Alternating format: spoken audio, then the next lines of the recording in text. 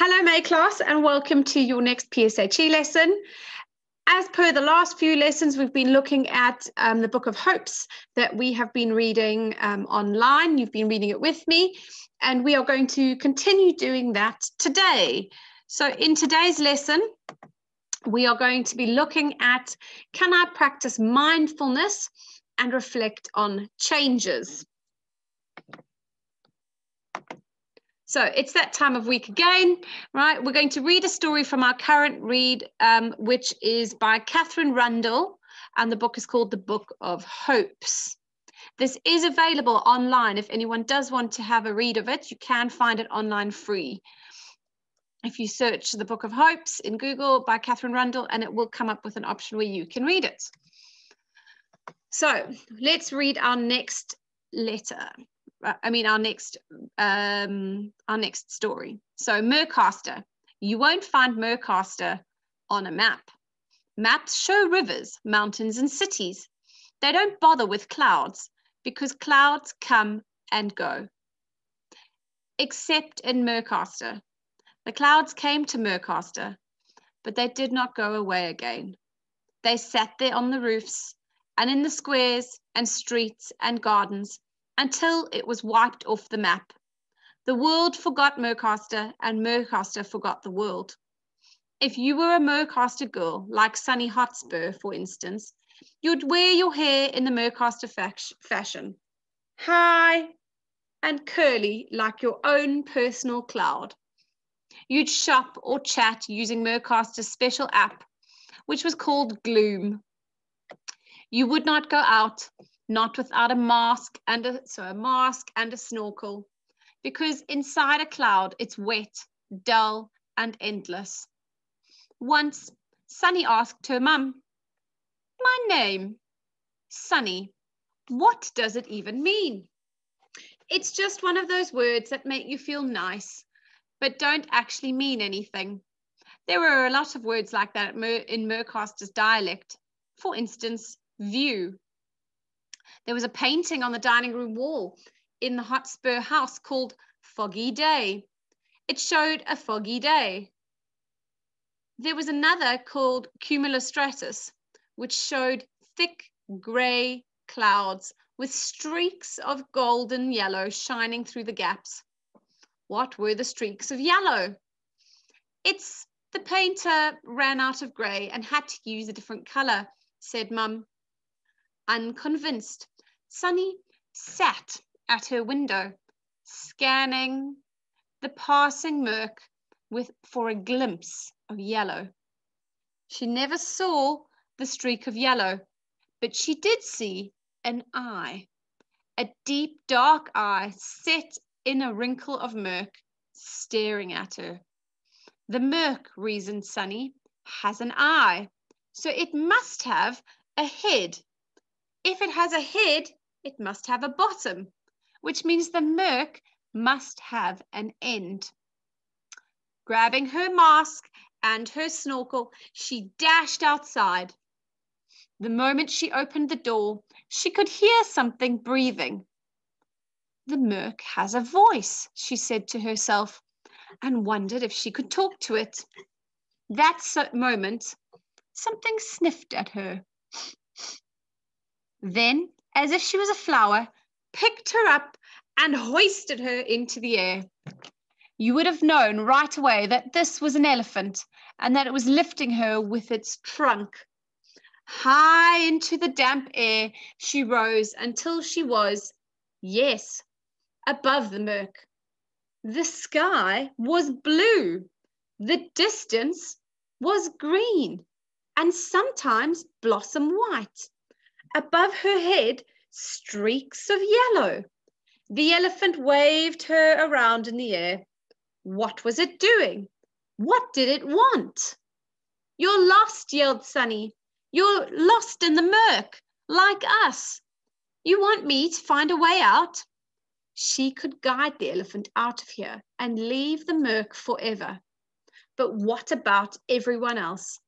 Could she leave them all behind? While she thought, the elephant blew impatiently, and where it breathed, the murk grew thinner, and light showed through. And when it breathed, it sounded like a trumpet, and another trumpet answered, and another, and another. There must have been a dozen elephants lost in the murk. Sunny swung the trunk this way and that, steering her elephant towards the nearest elephant, then leading the two to the next elephant and the next until she brought a dozen elephants together in the center of the murk. "Now sing," she cried. "Sing me a city." And a dozen elephants trumpeted their happiness at finding each other, and their trumpeting tore the murk apart like tissue paper and unwrapped a city with domes and towers and bridges and minarets and waterways. The city Sunny had lived in, but never till that moment seen. So I want you to think about that murky feeling. So when we say murky, it means that it's settled in and it's grey and it's dull. And when they're living in that city, they don't see anything else. They just see the grey wetness. And we don't see a way out. And sometimes that can be how we're feeling. We're feeling like everything's grey and that there's nothing about showing little bright sparks like she saw the streaks of yellow. It's just all grey. So we're going to look at some things that will help us. So mindfulness walk. The steady rhythm of walking is calming and comforting for many of us. I know that sometimes when I'm feeling a bit down, especially during lockdown, and maybe going for a walk is the only thing we're really allowed to do, it's really nice just to get out, breathe the fresh air, and just walk and feel nice and calm as you're walking, even if it's a bit cold or a bit dreary and it's raining. It's sometimes really nice just to go on a walk. If children are anxious, so if you're feeling anxious about returning to school following lockdown, or you're feeling anxious about lockdown, sometimes using a mindfulness walk to distract ourselves from worries about the future can be helpful. The walks can bring us back to our present moment and just enjoying being outside, being able to go for a walk with our adults and just enjoying the outdoors. It also allows us to connect with the world and feel more grounded. When you're walking, having a mindfulness walk, walk slowly and deliberately, so placing one foot in front of the other. So I want you to think about going on a mindfulness walk. Stand up now. If you can't go outside, that's okay. You can even do this around your house. So stand up, take several deep, slow breaths that help our bodies relax. So I'm going to see if I can do it over here with you, if you can see me. So we're going to stand up just where we are and take a deep breath.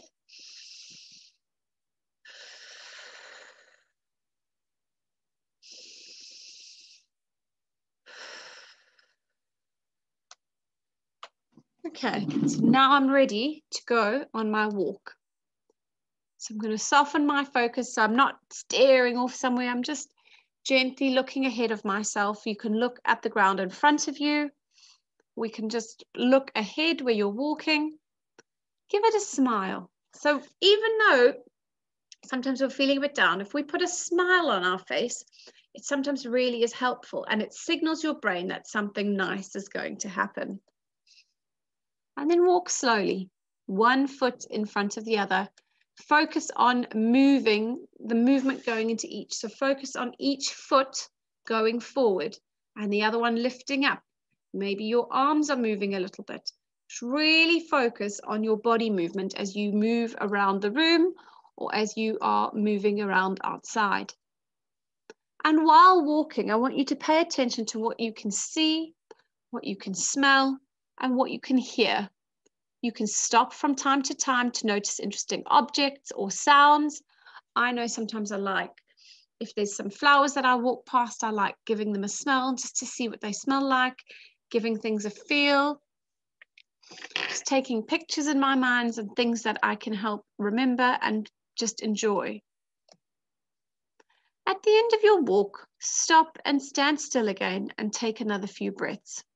So even if you've just walked around your house or walked around your room for a few minutes, stop, stand still, take a few breaths before sitting down again. Dealing with change.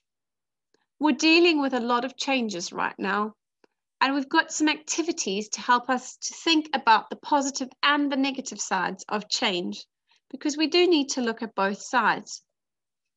There's nothing we can do about our current situation, okay? We can't change it at the moment, but we can look for the good things about it and to help ourselves feel better. So that means trying to look at the positive side of everything that's going on and not just dwelling on the negative side of it. And it's a reminder that this time won't last forever. This isn't going to be forever. It's just what we are working through now. So here are some examples of positive and negative changes that you can get your train of thought going with. Okay. So I'm going to do this with you, and I want you then to add to your own things. So maybe you want to start with, let me get my pen.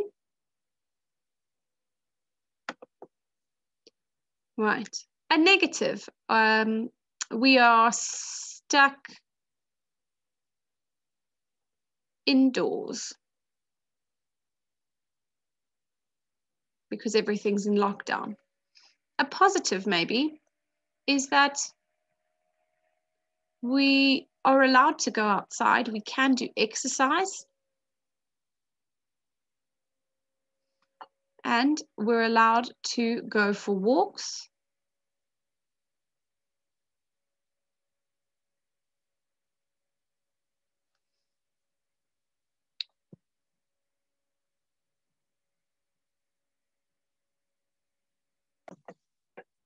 So, as I was saying, a negative change to our situation at the moment is we're stuck indoors a lot, we're not going to school, we're working from home. But a positive change is that I have more of an opportunity to go for a walk. I can go outside more than I normally would, which has been really lovely to make sure that every day I'm trying to get a little bit of exercise in. And not only is that good for our mental well-being, but it's also good for keeping our bodies healthy. So that's maybe a positive change that has occurred now, and a negative change that's also occurred. But you can see that actually they're quite linked together. Although we're stuck indoors, I do have that opportunity to go outside once a day and do some exercise. Maybe you are riding your bikes more. Maybe you're going for more walks with your families or your adults. Maybe you are getting a bit more free time to read inside, read at home. I know that's something I'm doing more of. I'm doing more reading because I don't want to be on the screen for watching a screen for a lot of time. So I want you to use these examples and think to yourself, what negative changes have we had and what positive changes have also come out of the situation that we are in? So here are your challenges. What was the benefit of going on the walk that you had today? How do you think your walk helped? And like we've just discussed now, identify some positive and negative changes that have been happening in your life. And then the third one is, can you think of ways to think differently about your negative challenges? And that means looking at them thinking, yes, I am stuck indoors, but this allows me maybe to learn a new skill. Maybe you have been sewing, maybe you've taken up sewing, maybe you have had more time to read a book, maybe you've had more time to spend with your family or with your adults. Okay, so think about your negative changes, and is there a positive side to it that you can say, actually, although this has made me really sad, or I don't like being indoors all day, it's been really nice to learn how to cook or spend some more time with my brothers and sisters, if that's something that you have really enjoyed. So don't forget to share with us on Tapestry. I'm really excited to see how you feel after your walk, and I'm excited to see some of your positive and negative changes in your life.